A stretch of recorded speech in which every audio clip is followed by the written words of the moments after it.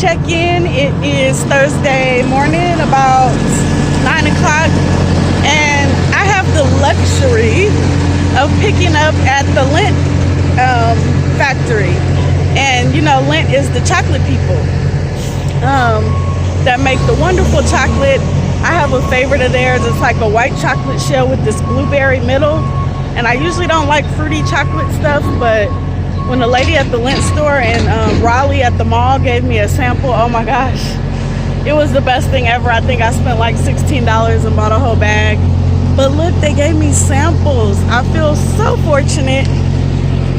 And return mine. I thought they were gonna live load me, but I'm actually picking up a preloaded trailer. So I had turned my reefer on thinking that I needed it to be on, but they want me to drop this trailer in door 12, and then I can go pick up my loaded trailer. But oh my gosh, you guys, getting treats. This place and in Victorville, California, I can't think of the name of the plant, but it's like a Mars. It's not called the Mars plant, but like Mars candy and stuff. It's called something else. It's right next door to like the airport, the industrial airport or whatever it's called, where like FedEx and Amazon and stuff land their planes, cargo airport. But they usually give you samples too. They have a big M&M guy that sits when you walk in the door to check in or check out, the M&M guy, and he usually is holding something, but they have like a little box that they leave all kind of samples in, and you can just grab as many as you want. And then this place, now this is my first time being here, but I'll come back. It's in New Hampshire. I really don't like being up this far, but if I'm gonna be in the area, send me here, because they give you candy, and Lindt is some of the best chocolate. I know you guys have had it at least once, but I love it. But anyways, guys, I'm about to go drop this trailer. I will talk to you later. There's little Stu. Hey, Stewie, say hey, YouTube. All right, guys, have a good one. Check in with y'all along the way. I'm headed to not that far, like 400 miles down the road to Carlisle. I know I'm always saying names of the cities wrong. My apologies, especially to the people that might live in those cities. Like, what is she talking about? But somewhere in Pennsylvania, and I'm hoping to kind of get out of the Northeast after that. I gotta fight the traffic going through New York. But anyways, wish me luck on that. By the time you see this, I would have already done so. But I will check back in with y'all at some point today. Okay. See, sometimes, guys, you always, when you backing up to a trailer, do not try to back all the way up under it yet. You want to get your fifth wheel partly under it, but not all the way, because you see with this trailer how I'm super high, there's a gap right there. If I tried to go back, what would happen would the kingpin would push the fifth wheel down, and it would actually just go over, and then the fifth wheel would be stuck behind here, and I would be stuck like that. If that ever happens, you can take a stick and push it right here, and it'll kind of level it out, and you can hopefully pull yourself up out of it. That's how you kind of get yourself out of it, but you don't want to have to do that. So always get out and look. Don't be lazy. And for me, this means, because I'm too high, I have to actually crank my landing gear down so the trailer starts coming down until I'm sitting on the plate, till the plate is flat and my trailer is actually touching it. Okay, so I've been cranking, took a minute, but you see how now it's touching the fifth wheel, and the fifth wheel is pretty straight. So when I get back in my truck to back in, it will definitely not be going over. It should go right into the little slot. You guys see that slot that I'm trying to get it in? That fifth wheel should go into the slot, and we will be good to go. But I always do check to make sure that the jaws lock around the fifth wheel. Even after I'm attached, you can do the tug test as well. So, okay, so I backed up under it. We'll get under here, give it a little loop-de-doo. And I don't know if you guys can see right there, my fifth wheel's in the hall. I can see the lever, the locking jaws. I'm not sure that you can see it though, but it is locked. We are good to go. So now I'm gonna finish cranking up my landing gear and hook up my airlines and finish my departure stuff. I gotta do my depart call and put in my macro that I'm picking up this trailer. I get a floral trailer today. You guys see the damage to it? I don't know if you guys can tell how it's like kind of ribboned or whatever this is called, but all of this damage that I see, I'm gonna be checking the tires. But you want to make sure when you're filling out a macro, at least at Prime, when you drop a trailer and pick up a trailer, you have to fill out a macro that like where you're answering questions of any damage that you see. The ICC bumper is bent. I'll open up my wings to make sure that they open. If you guys remember and have been watching me long enough, you know I had a door that was unhinged. The hinges broke. So I definitely always check that. You want to check them closed and open the flaps and check it as well. But I'll be sitting in my macro to note any damage. And then I have to give my departure call where I call them, confirm that the address I have is correct. Let them know my exact weight, what the temperature on the bills is, my gauge weights, which I'm only 17,000 pounds, my load. So I'll be able to stay exactly where I am as far as my tandems. They're already slid up. I'm gonna leave them up. But biggest thing, guys, if you're working for a company that has you submit a trailer inspection, make sure you note even little damage. And like for me, what I'm gonna do is snap a picture of this just to cover myself before I move the trailer. But note any damage at all. So in the event that somebody's blamed for it, it's not you.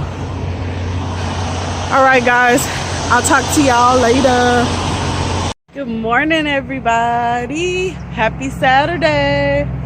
Look at the hot air balloon up there. That is on my bucket list. I want to go on a hot air balloon ride. Not super far, because I'm not like scared of heights, but I don't necessarily love the heights. Just picking up Stewie's poop. I spent the night here at a Walmart in Virginia. So yesterday after I dropped my load in Carlisle, I feel like there's some letters in that city's name that are silent, so I might not be pronouncing it right. I feel like it's Carlisle. I don't know though.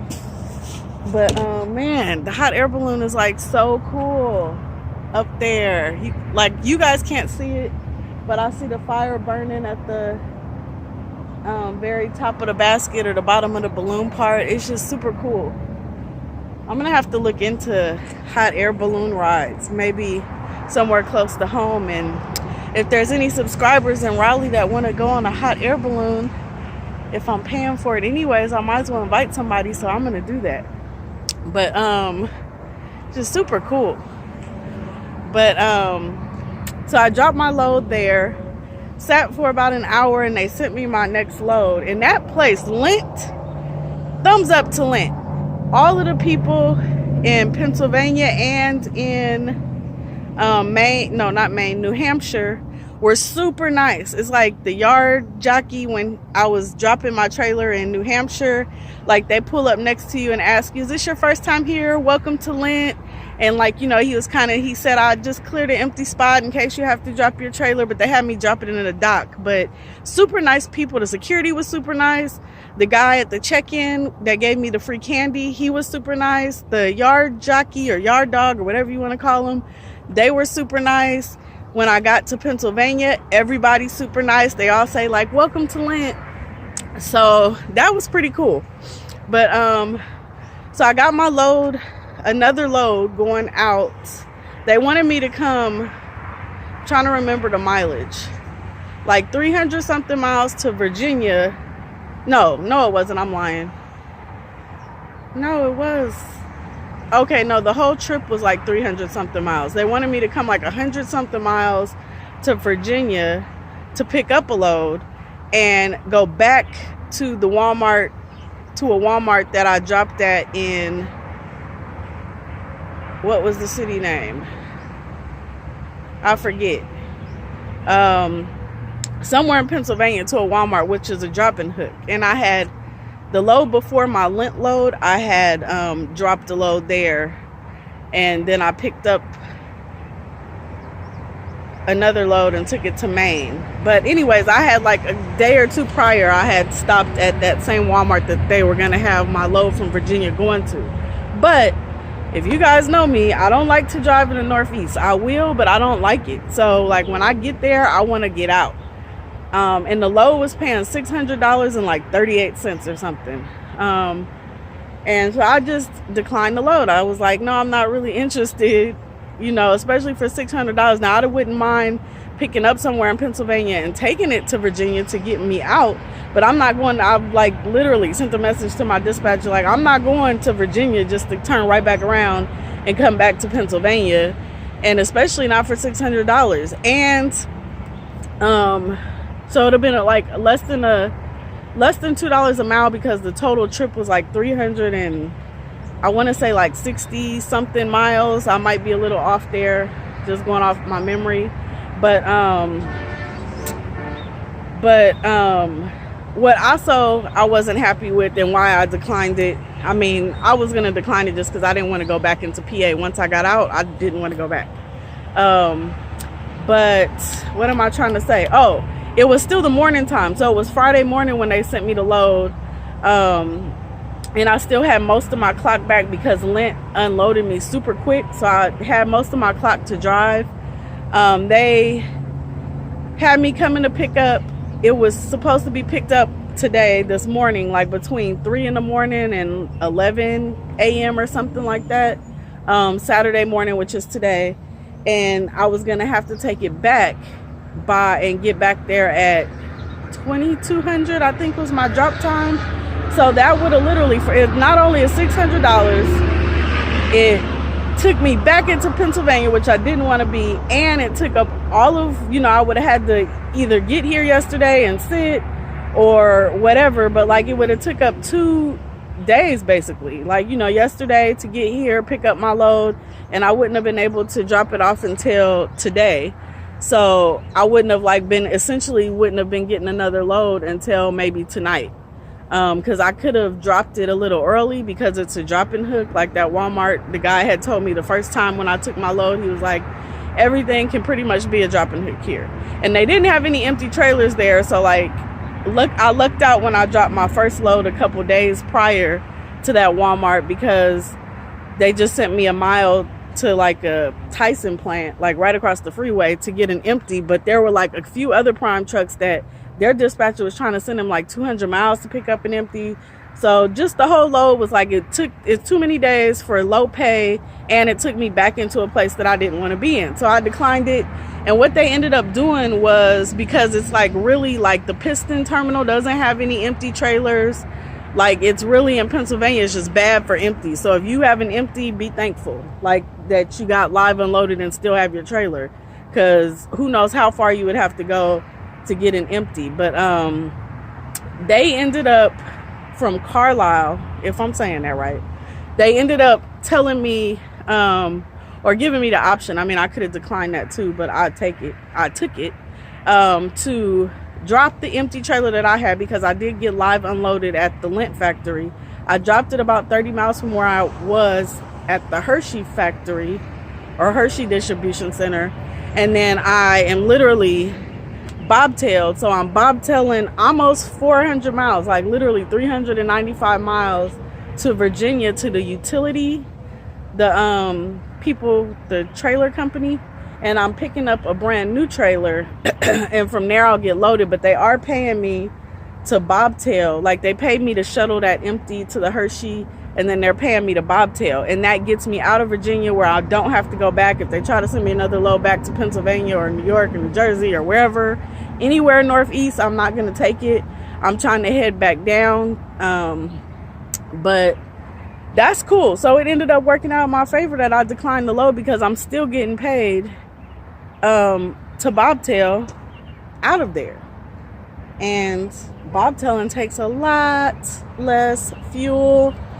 And I will be able to take a load this morning still, you know, because I'm in Virginia already. I still have about 100 miles or so to go to pick the trailer up, but I'm already here. That won't take that long. I think I might stop for a shower at a Pilot, because I did spend the night at Walmart. I needed to get a few things, get Stewie some snacks. I got a dash cam for my truck from Walmart for 30 bucks, $29.98 I think it was. I haven't like taken out the box or mounted it or anything. So I'll definitely let you guys know if that works out, because 30 bucks, you can't beat that for a dash cam. But I needed a few things, so I just spent the night here. I only had like 47 minutes left on my clock by the time I got here. I could have probably gotten to the next Pilot, which is like 35 miles away, but there was a bit of traffic. So I just said, oh, forget it. I'm going to just park here.